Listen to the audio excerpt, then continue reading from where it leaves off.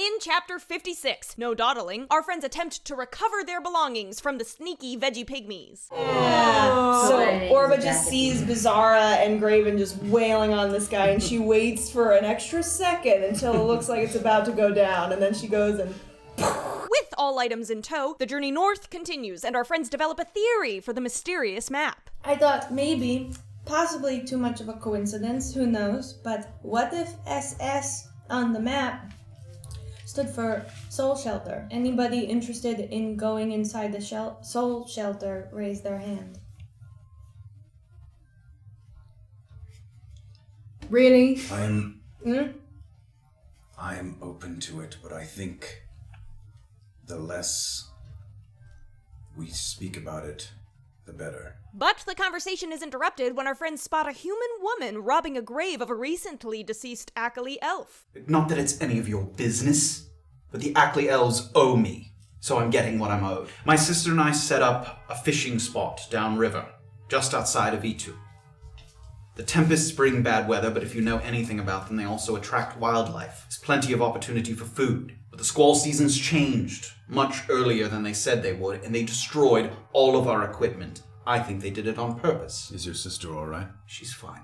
Naeus admits that she was planning on selling the items in the offering bowl as compensation for her damaged equipment. What did you take from the bowl? They're seeds, all right? They're plumba seeds.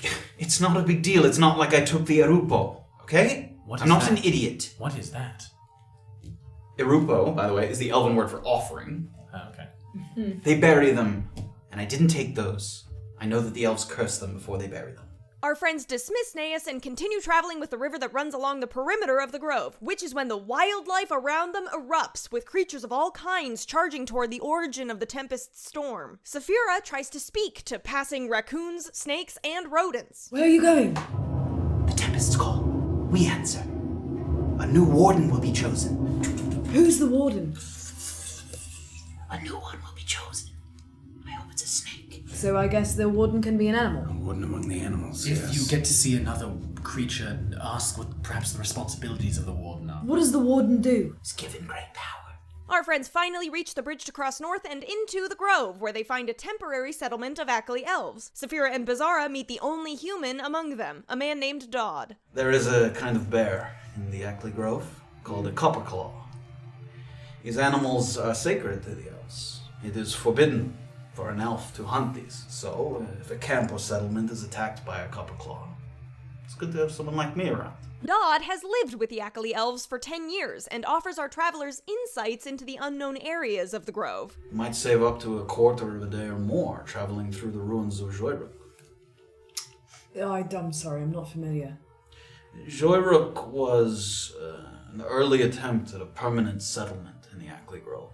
Okay. The natives identified a spot where they believed they would be safe based on the traveling patterns of the tempests. But much like predicting the weather, the tempests are not a perfect science.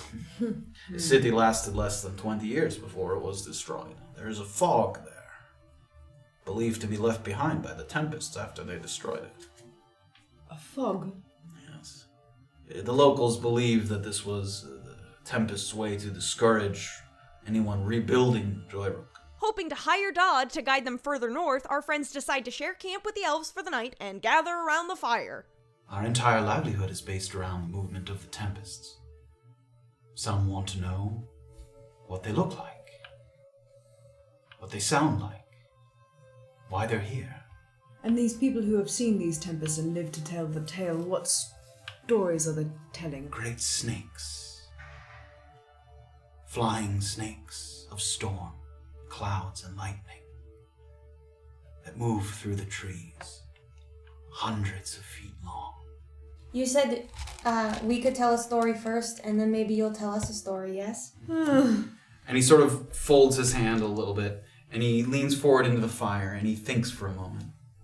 And he stares into the fire. You can see the fire kind of crackling in his eyes. And that's where we're going to end for the day. Yeah. As we wait to hear the story of the Ackley Elves.